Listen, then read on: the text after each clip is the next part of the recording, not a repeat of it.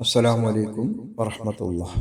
അൽഹംദുലില്ലാഹ് അസ്സലാത്തു വസ്സലാമു അലാ റസൂലില്ലാഹ് വഅലാ ആലിഹി വസഹ്ബിഹി അജ്മഈൻ വമൻ തബിഅഹും ബിഇഹ്സാനിൻ ഇലാ യൗമിദ്ദീൻ. അമ്മാ ബഅദ്.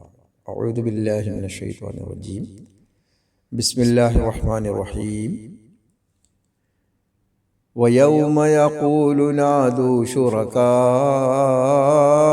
الذين زعمتم فدعوهم فلم يستجيبوا لهم وجعلنا بينهم موبقا ورأى المجرمون النار فظنوا أنهم مواقعوها വലം യജിദു അൻഹാ മസ്രിഫാ.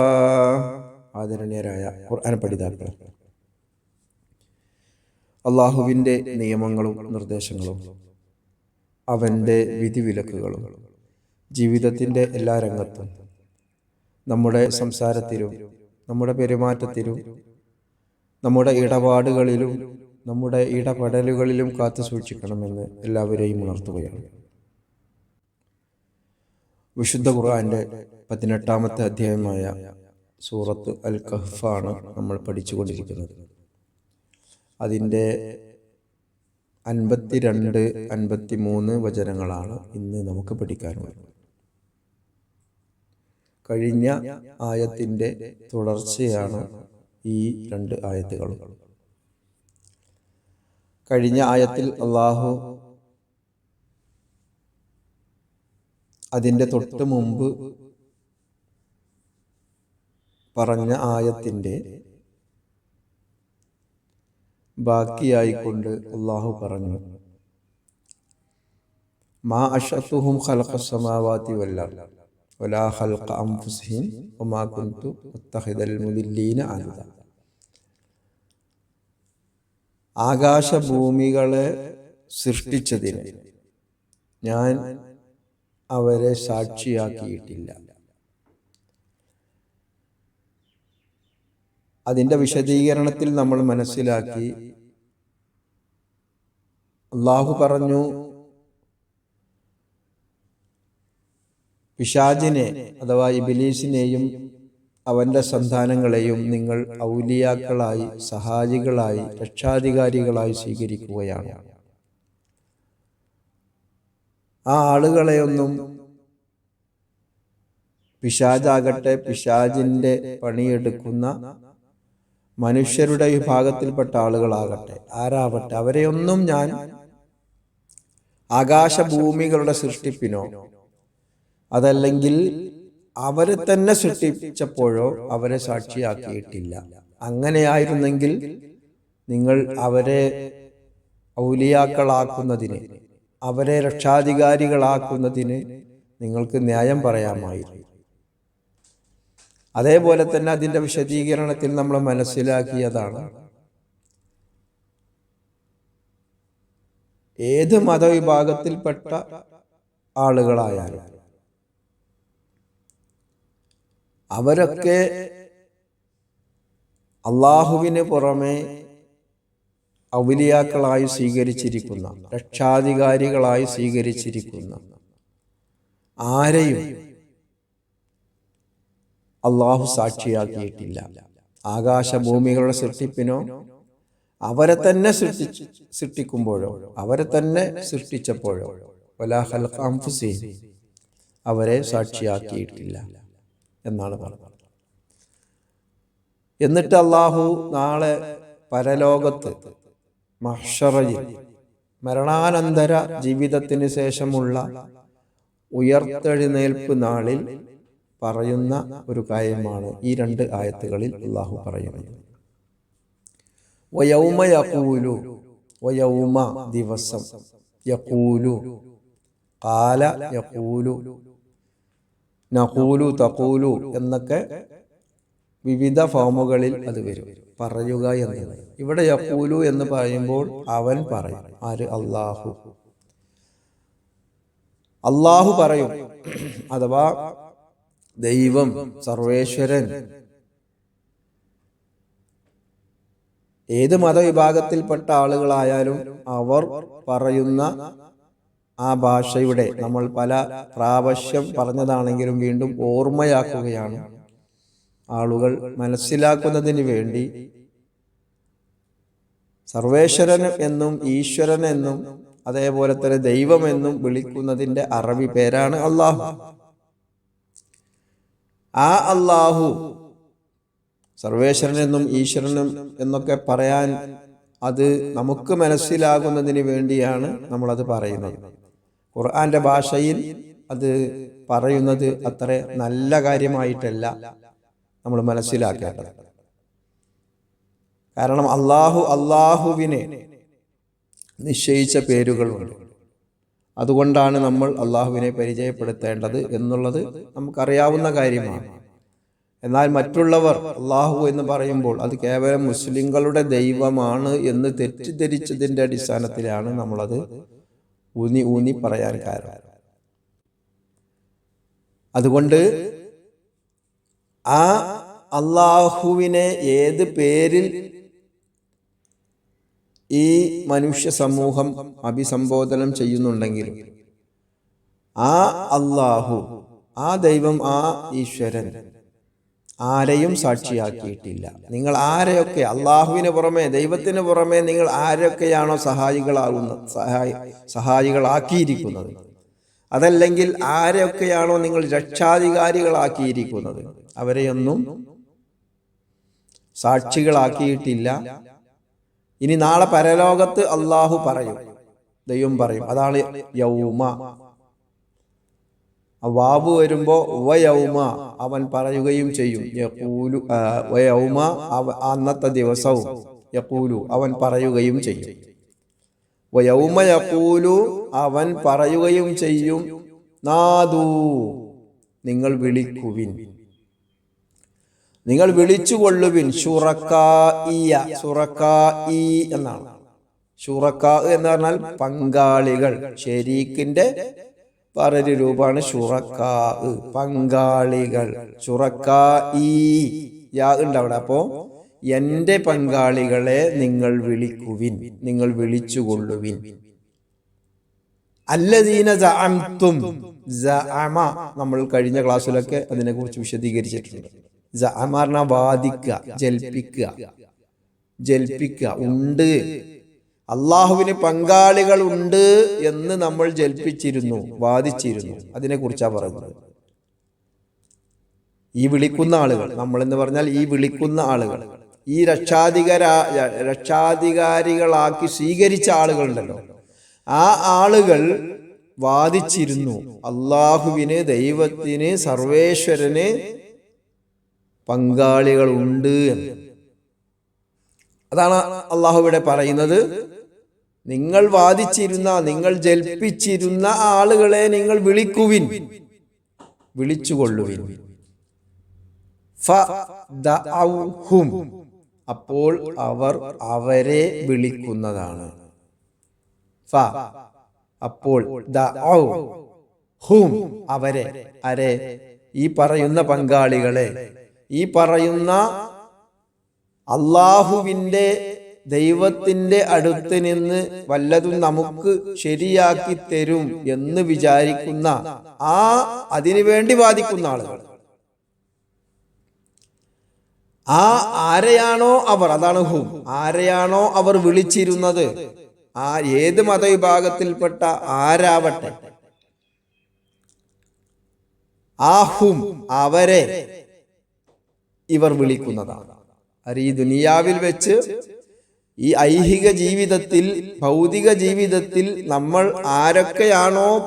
ആരോടൊക്കെയാണോ ദുആ ചെയ്തിരുന്നത്, ആരോടൊക്കെയാണോ സഹായത്തിന് വേണ്ടി അഭ്യർത്ഥിച്ചിരുന്നത്, ദൈവത്തിന് പുറമെ, അള്ളാഹുവിന് പുറമെ, ആ ആളുകളെ അപ്പോൾ അവർ വിളിക്കും നാളെ പരലോകത്തിന്.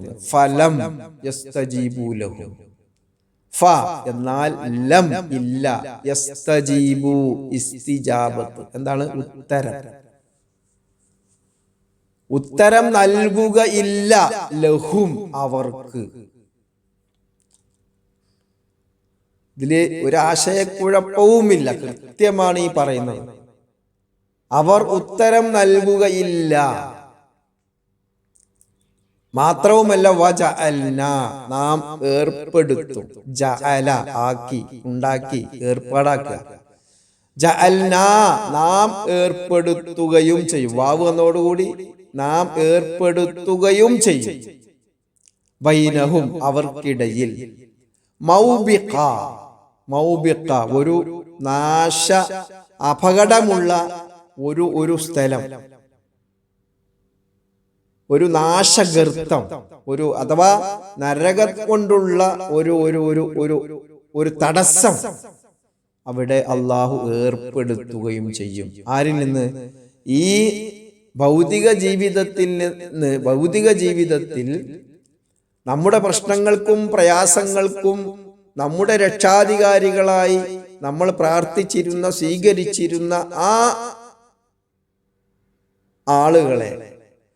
ആളുകളെയും ഇവിടെ വെച്ച് പ്രാർത്ഥിച്ചിരുന്ന ആളുകൾ, മരണപ്പെട്ടു പോയ ആ ആളുകൾ, ആ പ്രാർത്ഥിക്കപ്പെട്ടിരുന്ന ആളുകൾ, ആ ആളുകളും പ്രാർത്ഥിച്ചിരുന്ന ആളുകൾ, ദുആ ചെയ്തിരുന്ന ആളുകൾ, ആരാധിച്ചിരുന്ന ആളുകൾ, ആ ആളുകളും തമ്മിൽ ഒരു വേർതിരിവ് അവിടെ ഉണ്ടാക്കുകയും ചെയ്യും അല്ലാഹു എന്നാണ്. നോക്കൂ നിങ്ങൾ, ഇത് വളരെ ഗൗരവത്തോട് കൂടി നമ്മൾ കാണേണ്ടതാണ്.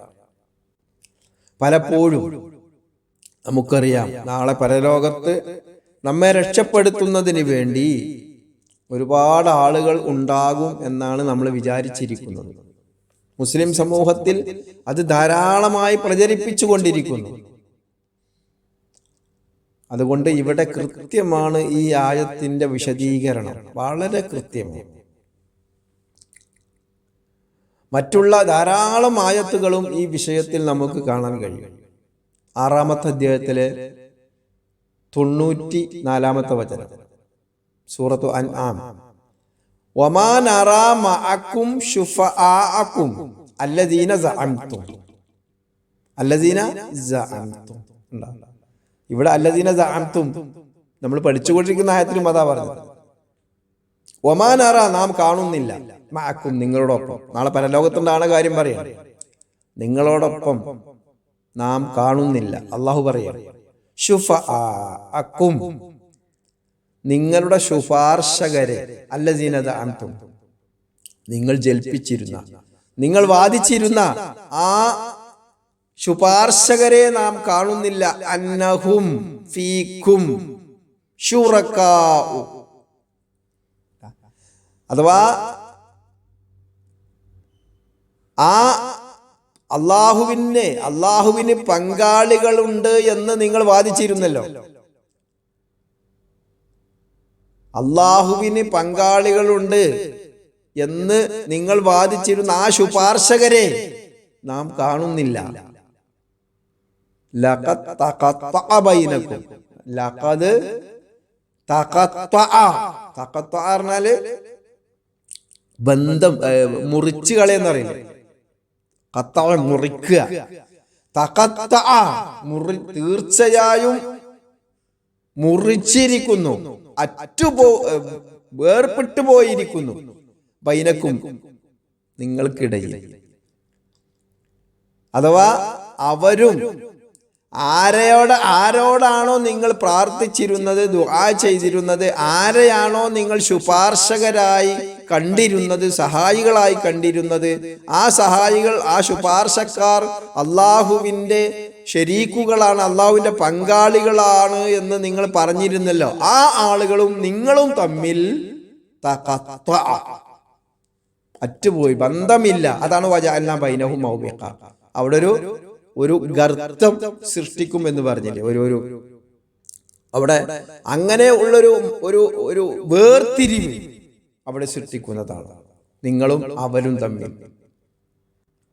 ആരോടാണോ നിങ്ങൾ പ്രാർത്ഥിച്ചിരുന്നത്, ആരെയാണോ നിങ്ങൾ ആരാധിച്ചിരുന്നത്, ആരോടാണോ നിങ്ങൾ സഹായം ചോദിച്ചിരുന്നത്, ആ ആളുകളും നിങ്ങളും തമ്മിൽ ബന്ധം അറ്റുപോയിരിക്കുന്നു. വലല്ല അൻകും മാ കുൻതും തസ്ഉമൂൻ, വലല്ല അൻകും നിങ്ങളെ തൊട്ട് വിട്ടുപോവുകയും ചെയ്തിരിക്കുന്നു, മാ കുൻതും തസ്ഉമൂൻ നിങ്ങൾ ജൽപ്പിച്ചിരുന്ന, കാര്യങ്ങളെല്ലാം, നിങ്ങൾ ജൽപ്പിച്ചിരുന്നതെല്ലാം നിങ്ങളെ വിട്ടു പോവുകയും ചെയ്തിരിക്കുന്നു. എന്തൊക്കെയായിരുന്നു പറഞ്ഞിരുന്നത്? ഈ ഭൂമിയിൽ വെച്ച് എന്തൊക്കെയായിരുന്നു പറഞ്ഞിരുന്നത്? അതെല്ലാം വിട്ടുപോയിരിക്കുന്നു. ഒന്നും അവിടെ ഇല്ല. പരലോകത്തെത്തുമ്പോൾ ഒന്നും ഇല്ല. പരലോകം നമ്മൾ ഇതിനു മുമ്പ് 2-3 ക്ലാസ്സുകളായി ചർച്ച ചെയ്തതാണ്. അവിടെ യാതൊരുവിധ അധികാരവും ആർക്കും ഇല്ല എന്ന് ഖുർആൻ കൊണ്ട് സ്ഥാപിച്ചതാണ്. ഇതാരെങ്കിലും എന്തെങ്കിലും പറയുന്നതല്ല. പുണ്യം കരസ്ഥമാക്കുന്നതിന് വേണ്ടി മുസ്ലിം സമൂഹം ഓതിക്കൊണ്ടിരിക്കുന്ന, ഖത്തം തീർത്തുകൊണ്ടിരിക്കുന്ന വിശുദ്ധ ഖുർആനിലാണ് ഈ പറയുന്നത്. യാതൊരുവിധ അധികാരവും പരലോകത്ത് ആർക്കുമില്ല. മാലിക് യൗമിദ്ദീൻ, അവിടെ അള്ളാഹുവിന് മാത്രമാണ് അധികാരം. അവിടെ ഈ ആരോടാണോ നമ്മൾ വിളിച്ചു പ്രാർത്ഥിച്ചിരുന്നത്, ആരോടാണോ നമ്മൾ ദുആ ചെയ്തിരുന്നത്, ആരെയാണോ നമ്മൾ ഔലിയാക്കളായി സ്വീകരിച്ചിരിക്കുന്നത്, അവരും ഈ വിളിച്ചിരുന്ന ആളുകളും വദല്ല അൻകും മാ കുൻതും തജഅമൂൻ, എല്ലാം വിട്ടുപോയിരിക്കുന്നു. വജഅൽനാ ബൈനഹും മൗബിഖാ, 18-ാമത്തെ അധ്യായത്തിൽ 52-ന്റെ അവസാനം നമ്മൾ പഠിച്ചുകൊണ്ടിരിക്കുന്ന ആയത്തിൽ പറഞ്ഞില്ലേ, അവർക്കിടയിൽ ഒരു ഗർത്തം സ്വീകരിച്ചിരിക്കുന്നു. അതേപോലെ തന്നെ സൂറത്തുൽ ഖസസ് 28-ാമത്തെ അധ്യായത്തിൽ 64-ാമത്തെ വചനം, ഇതേ 52-ാമത്തെ 18 നമ്മൾ പഠിച്ചുകൊണ്ടിരിക്കുന്ന 18-ാമത്തെ അധ്യായത്തിലെ 52-ാമത്തെ വചനത്തിൽ പറഞ്ഞ അതേ വാക്ക് തന്നെ പറയുന്നു, അതേ പ്രയോഗം. വഖീല, അല്ലാഹു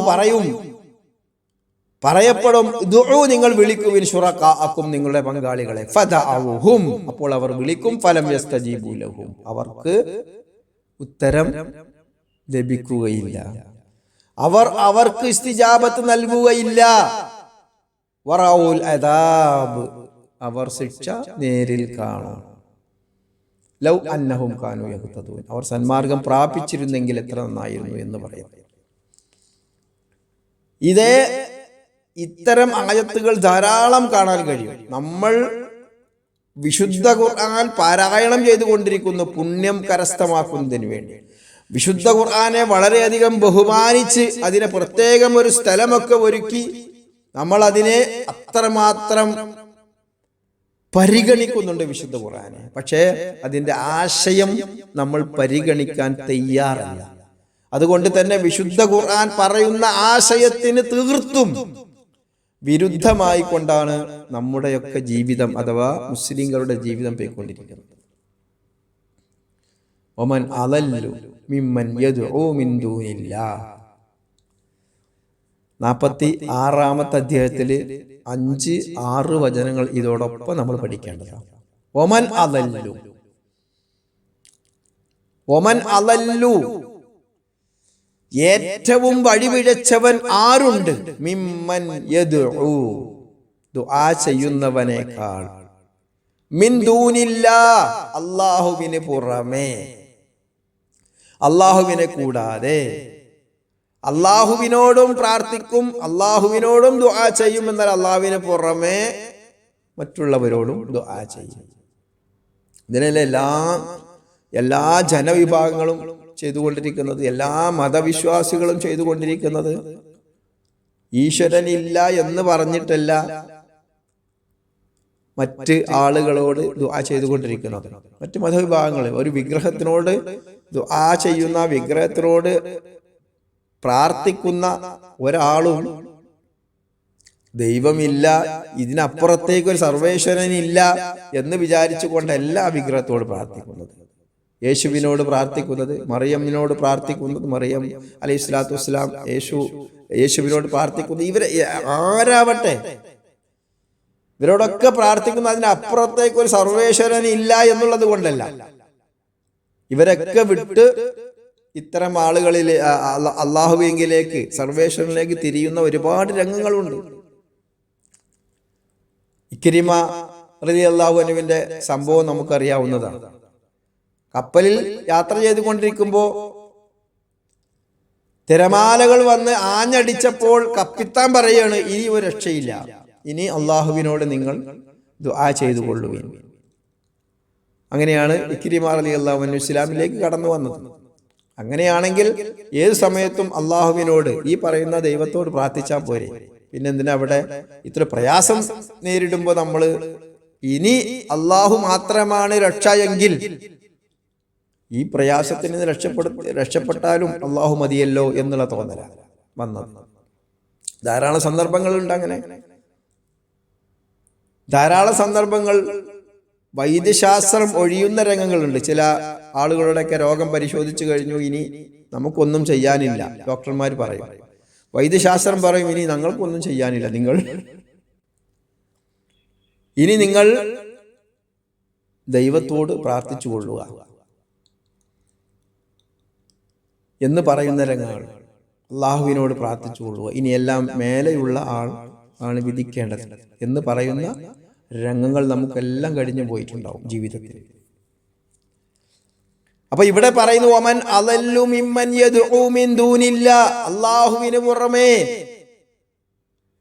ആരോടാണോ വിളിച്ചു പ്രാർത്ഥിക്കുന്നത്, ആരോടാണോ ദുആ ചെയ്യുന്നത്, അവനേക്കാൾ ഏറ്റവും വലിയ അളല്ല് വഴിപിഴച്ചവൻ ആരുണ്ട്? മല്ലാ യസ്തജീബു ലഹു ഇലാ യൗമിൽ ഖിയാമ, മല്ലാ യസ്തജീബു ലഹു ഇലാ യൗമിൽ ഖിയാമ, യൗമിൽ ഖിയാമ, അന്ത്യദിനം വരെ, ഖിയാമത്ത് നാൾ വരെ, ഈ ലോകാവസാനം വരെ ഉത്തരം നൽകാത്തവരെ വിളിച്ചു പ്രാർത്ഥിക്കുന്നവനേക്കാൾ അളൽ വഴിപിഴച്ചവൻ ആരുണ്ട്?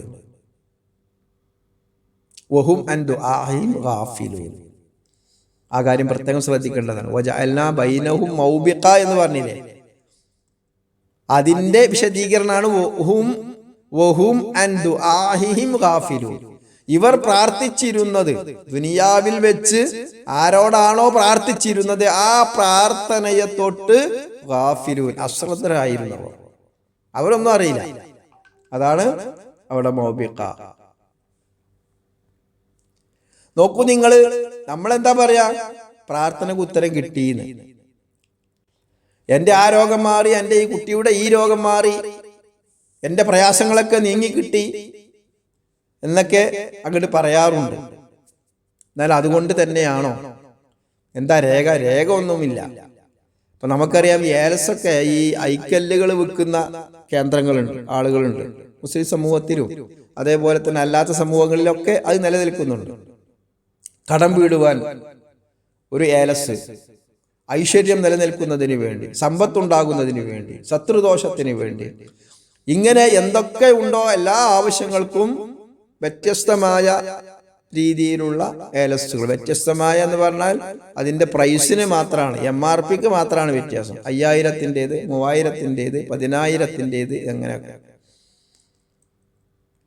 അപ്പോ കടം വീടുവാൻ 10,000-ൻ്റെ ഏലസ്, ഇത് വാങ്ങുന്ന ആളെ സംബന്ധിച്ചിടത്തോളം 10,000 കടം വീണ്ടും വരിക. ഇത് വിൽക്കുന്ന ആ ജ്യോത്സ്യനോ ആ തങ്ങളോ ബീവിയോ അവർക്ക് അവിടെ കടം വീടുകയാണ്. ഇത് വാങ്ങുന്ന ആൾക്ക് കടം വീണ്ടും വർദ്ധിക്കുകയാണ്. എന്നിട്ട് പറയും ഇതിന്റെ ഒക്കെ ശരിയായി. ഈ വിൽക്കുന്ന ആളെ സ്ഥിതി എന്താ? വിൽക്കുന്ന ആള് ബാങ്കിൽ നിന്ന് ലോൺ എടുത്തിട്ടാണ് വീടുണ്ടാക്കിയത്, എന്നിട്ട് അതിന്റെ അടവ് അടക്കണം. ബാങ്കിൽ നിന്ന് ലോൺ എടുത്തിട്ടാണ് വീടുണ്ടാക്കിയതാര്? ഈ ഏലസ് വിൽക്കുന്ന ആളെ സ്ഥിതി. ഇതൊക്കെ നമ്മളിപ്പോ യൂട്യൂബിലും അവിടെ ഇവിടെ ഒക്കെ കാണുന്ന ഓരോരോ ചിരിക്കാൻ വകയുള്ള ഓരോരോ കാര്യങ്ങളാണ്. ഏത് വിൽക്കുന്നവന് കടമുണ്ട്. ഇവ ഈ ഏലസ് എന്തിനാ വിൽക്കുന്നത്? കടം വീടുവാൻ. ഇവനാ ഏലസം കൂടി അവിടെ വെച്ചാ പോരെ. ഇവന്റെ വീട്ടിൽ ഇതോ എല്ലാ പ്രശ്നങ്ങൾക്കും പരിഹാരത്തിന് ഏലസുകൾ വിൽക്കുന്നുണ്ടെങ്കിൽ പിന്നെ ഇവനെങ്ങനെ പ്രശ്നം ഉണ്ടാകുക? ഇവന്റെ മകള് MBBS പഠിക്കുക, അതിനുവേണ്ടി എഡ്യൂക്കേഷൻ ലോൺ എടുത്തിട്ടുണ്ട് ബാങ്കിൽ നിന്ന്, അതിനും അടക്കണം പൈസ. ഈ പ്രശ്നങ്ങളൊക്കെ തീരാനാണ് ഇവൻ ഈ ഏലസ് വിൽക്കുന്നത്. വാങ്ങുന്നവന് അവന്റെ പ്രശ്നം തീരുന്നതിന് വേണ്ടിയാണ് വാങ്ങുന്നത്. എന്നിട്ട് പറയും എനിക്കത് മാറി എന്നൊക്കെ അങ്ങോട്ട് പറയുന്ന, അല്ലാതെ യാതൊരുവിധ തെളിവും അതിനില്ല. കാരണം ഇവിടെ എന്താ പറയുന്നത്? അള്ളാഹു മുസ്ലിം സമൂഹം പ്രത്യേകം മനസ്സിലാക്കേണ്ടതാ, പ്രാർത്ഥനയ്ക്ക് ഉത്തരം ലഭിക്കുകയില്ല, അന്ത്യദിനം വരെ ലഭിക്കുകയില്ല.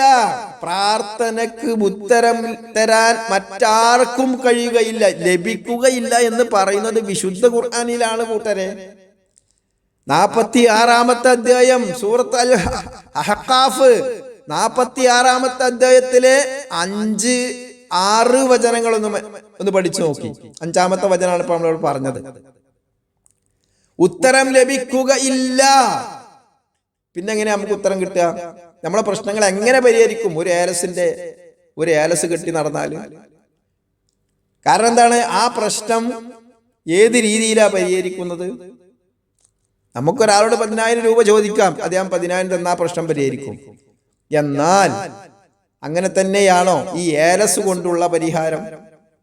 അതല്ലെങ്കിൽ ഒരു കുഴിമാടത്തിൽ പോയി പ്രാർത്ഥിച്ചിട്ട് നമ്മുടെ പ്രശ്നം പരിഹരിക്കുന്നത് അതുപോലെയാണോ? ഒരു ഖബറിങ്കൽ പോയി നമ്മൾ പ്രാർത്ഥിക്കുമ്പോൾ നമ്മൾ നിശ്ചയിച്ചു കൊടുത്ത മഹാനാണെന്ന് പറഞ്ഞുകൊണ്ട് അവിടെ എല്ലാ പ്രശ്നങ്ങളും പരിഹരിക്കുന്നുണ്ട് എന്ന് പറഞ്ഞുകൊണ്ട് നമ്മളൊരു ഖബറിങ്കൽ പോയി പ്രാർത്ഥിക്കുന്നു, അവിടെ നമുക്ക് ഉത്തരം ലഭിക്കുന്നു എന്ന് പറയുമ്പോൾ ഏത് നിലക്കാണ് ലഭിക്കുന്നത്? പ്രത്യേകം മനസ്സിലാക്കേണ്ടതല്ലേ നമ്മൾ. ഇങ്ങനെ ഉത്തരം ലഭിക്കുകയില്ല എന്ന് പറയുന്നത് അള്ളാഹു ആണ് വിശുദ്ധ ഖുർആനിലൂടെ. ഉത്തരം തരുക അള്ളാഹു ആണ് എന്ന് വിശുദ്ധ ഖുർആനിൽ പറഞ്ഞിട്ടുണ്ട്. 2-ാമത്തെ അധ്യായത്തില് 186-ാമത്തെ വചനം, കൃത്യമാണ് ആ വാക്ക്. എത്ര കൃത്യമാണ് ആ വാക്ക്!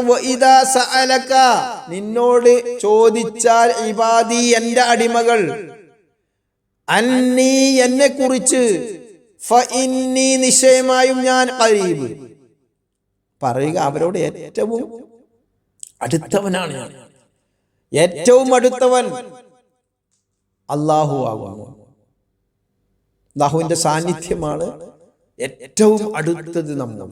നമുക്ക് പറയാൻ പറ്റാത്തതൊന്നുമില്ല. അതാണ് ഉജീബു, ഞാൻ മറുപടി നൽകും, ഞാൻ ഇസ്തിജാബത്ത് നൽകും, ഞാൻ ഉത്തരം നൽകും. അതാണ് ഉജീബു, ഞാൻ ഉത്തരം നൽകും. ദഅവത, പ്രാർത്ഥനക്ക്, അദ്ദാഇ, പ്രാർത്ഥിക്കുന്നവന്റെ, ഇദാ ദഅാൻ, ഇദാ ദഅാൻ, അവൻ പ്രാർത്ഥിച്ചാൽ. എത്ര കൃത്യമാണ് ഈ പറഞ്ഞത് അല്ലാഹു. ഞാൻ പ്രാർത്ഥിക്കുന്നവന്റെ പ്രാർത്ഥനക്ക് ഞാൻ ഉത്തരം നൽകും. അവൻ പ്രാർത്ഥിച്ചു കഴിഞ്ഞാൽ, അവൻ ദുആ ചെയ്തു കഴിഞ്ഞാൽ, ഉജീബു ദഅവതദ്ദാഇ ഇദാ ദഅാൻ,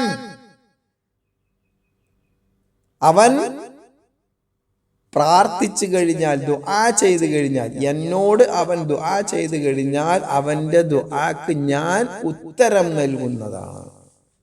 അപ്പോ അള്ളാഹുവിനോട് പ്രാർത്ഥിച്ചാൽ അള്ളാഹു ഉത്തരം നൽകും എന്ന് അള്ളാഹു വിശുദ്ധ ഖുർആനിലൂടെ പറയുന്നു. 2-ാമത്തെ അധ്യായത്തില് 186-ാമത്തെ വചനം. എന്നാൽ പ്രാർത്ഥനക്ക് ഖിയാമത്ത് നാൾ വരെ, അന്ത്യദിനം വരെ ഉത്തരം ലഭിക്കുകയില്ല എന്ന് 46-ാമത്തെ അധ്യായത്തില് 5-ാമത്തെ വചനത്തിൽ പറയുന്നു. ഉത്തരം ലഭിക്കുകയില്ല. ഉത്തരം ലഭിക്കുകയില്ല എന്ന് മാത്രമല്ല, ഏറ്റവും വഴിപിഴച്ചവൻ, ഇങ്ങനെ ഉത്തരം ലഭിക്കാത്ത ആളുകളോട് പ്രാർത്ഥിക്കുന്നവനേക്കാൾ മറ്റാരുണ്ട് എന്ന് അല്ലാഹു ചോദിക്കണോ? മൻ അളല്ലു മിമ്മൻ യദ്ഉ മിൻ ദൂനില്ലാഹ് മൻ ലാ യസ്തജീബു ലഹു ഇലാ യൗമിൽ ഖിയാമ. ഇത് രണ്ടും കൂടി ഒന്ന് കമ്പയർ ചെയ്ത് നോക്കൂ നിങ്ങൾ. എന്തെല്ലാമാണ് നമ്മളിവിടെ പറയുന്നത്? എത്ര കൃത്യമാണ് ഇസ്ലാമിന്റെ മാർഗം, ഇസ്ലാമിന്റെ വഴി എന്നുള്ളത്. അല്ലാഹുവിന്റെ റസൂൽ പറഞ്ഞില്ലേ, തറക്തുക്കും അലൽ ബൈദാ, ഞാൻ നിങ്ങളെ ഉപേക്ഷിച്ചു പോകുന്നത് ബൈലായിലാണ്, വെളിച്ചമുള്ള ഒരു വെള്ളി രേഖയിലാണ്. അല്ലെങ്കിൽ അതാണ്, അല്ലെങ്കിൽ തറക്തുക്കും അലൽ മഹജ്ജത്തുൽ ബൈദ. ഞാൻ നിങ്ങളെ വിട്ടേച്ചു പോകുന്നത് എന്തിലാണ്? കൃത്യമായ മനസ്സിലാകുന്ന ഒരു ബൈലായിലാണ്. യാതൊരുവിധ കെട്ടിക്കുടുക്കുകളുമില്ലാതെ കൃത്യവും വ്യക്തവും സ്പഷ്ടവുമായ ഒരു മാർഗത്തിലാണ് ഞാൻ നിങ്ങളെ ഉപേക്ഷിച്ചു പോകുന്നത്. അള്ളാന്റെ റസൂല് പറയാ, ലൈലുഹ കനഹാരിഹ. ലൈലുഹ അതിന്റെ രാത്രി.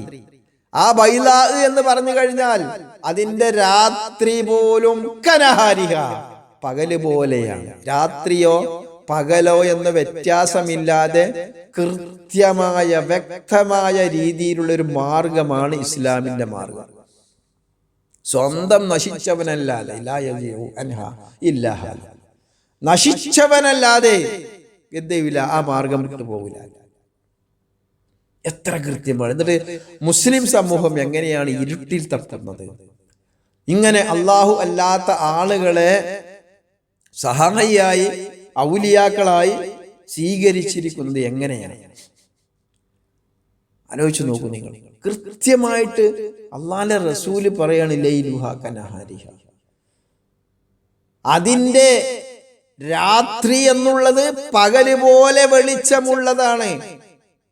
ആ ബൈലാ, ആ മാർഗം, ഇസ്ലാമിന്റെ മാർഗം എന്നുള്ളത്. എന്നിട്ട് നമുക്ക് ആരാണ് ഔലിയാക്കൾ എന്നറിയില്ല, ആരോടാണ് ദുആ ചെയ്യേണ്ടതെന്നറിയില്ല, ആരോടാണ് പ്രാർത്ഥിക്കേണ്ടതെന്നറിയില്ല, എങ്ങനെയാണ് ആരാധനാകർമ്മങ്ങൾ എന്നറിയില്ല. നമ്മൾ ഇരുട്ടിൽ തപ്പുകയാണ്. അള്ളാഹിന്റെ റസൂല് പറയുന്നു, റസൂലുള്ളാഹി സ്വല്ലല്ലാഹു അലൈഹി വസല്ലം ജീവിതത്തിൽ പഠിപ്പിച്ചു പോയതാണ് കൃത്യമായ ബൈദ. രാത്രിയും പകലും വ്യത്യാസമില്ലാത്ത രീതിയിൽ, വളരെ ട്രാൻസ്പെറന്റ് ആയ രീതിയിൽ ഒരു മാർഗമാണ് ഇസ്ലാമിന്റെ മാർഗം. ആ മാർഗമാണ് അള്ളാഹു നമുക്ക് കാണിച്ചു തന്നിട്ടുള്ളത്. എന്നിട്ട് അള്ളാഹു ഈ ആയത്ത് അവസാനിപ്പിക്കുന്നത് 53-ൽ, 18-ാമത്തെ അധ്യായം 53 അവസാനിപ്പിക്കുന്നത് വറഅൽ മുജ്രിമൂൻ, വറആ കാണും, മുജ്രിമൂൻ കുറ്റവാളികൾ, അന്നാറ നരകം, ഫദന്നു അവർ മനസ്സിലാക്കും, അന്നഹും നിശ്ചയമായും അവർ, മുവാഖിഉഹാ അതിൽ അകപ്പെടാൻ പോവുകയാണ് എന്ന്, വലം യജിദു അവർ കണ്ടെത്തുകയില്ല, അൻഹാ അതിൽ നിന്ന് മസ്രിഫ ഒരു രക്ഷാമാർഗം, അതിൽ നിന്ന് മാറി പോകുവാൻ, മാറി സഞ്ചരിക്കുവാൻ അവർ ഒരു ഒരു മാർഗവും, അതിൽ നിന്ന് വിട്ടുമാറിപ്പോകാൻ ഒരു മാർഗവും അവർ കണ്ടെത്തുകയില്ല. ഒരു രക്ഷാമാർഗം അവർ കണ്ടെത്തുകയില്ല എന്ന് പറഞ്ഞിട്ടാണ് ഈ ആയത്ത് അള്ളാഹു അവസാനിപ്പിക്കുന്നത്. നോക്കൂ നിങ്ങൾ, കൃത്യമാണ്. അള്ളാഹു അല്ലാത്ത ആളുകളെ ആരാവട്ടെ, പ്രവാചകന്മാരാണെങ്കിൽ പോലും, നമുക്കറിയാം റസൂലുള്ളാഹി സ്വല്ലല്ലാഹു അലൈഹി വസല്ലമയെ സ്നേഹിച്ചിട്ടില്ല എങ്കിൽ എല്ലാറ്റിനേക്കാൾ റസൂലുള്ളാഹി സ്വല്ലല്ലാഹു അലൈഹി വസല്ലമയെ സ്നേഹിച്ചിട്ടില്ലെങ്കിൽ നമ്മൾ ഇസ്ലാമിൽ നിന്ന് പുറത്താണ്, മുസ്ലിമല്ല, ഇസ്ലാമിൽ നിന്ന് പുറത്താണ്. ആ പ്രവാചകനോട് പോലും ദുആ ചെയ്യാൻ പാടില്ല, പ്രാർത്ഥിക്കാൻ പാടില്ല, ആരാധിക്കാൻ പാടില്ല. അതാണ് ഇസ്ലാമിന്റെ ഈ പറഞ്ഞ ബൈലാ ലൈലുഹ കനഹാരിഹ. കൃത്യമാണ്. എത്രയെത്ര ആയത്തുകൾ, എത്രയെത്ര പ്രവാചക വചനങ്ങൾ. അതുകൊണ്ട് തന്നെ ഇത്തരത്തിലുള്ള ആളുകൾക്ക് നാളെ നരകം അവരുടെ മുന്നിൽ കാണും. അപ്പോ അവിടെ വെച്ച് സങ്കടപ്പെട്ടിട്ടോ അല്ല, അവിടെ വെച്ചിട്ട് തിരിച്ചു പോയി ഒന്ന് ക്ലിയർ ചെയ്ത് വരാൻ ഈ ലോകം ഇല്ല.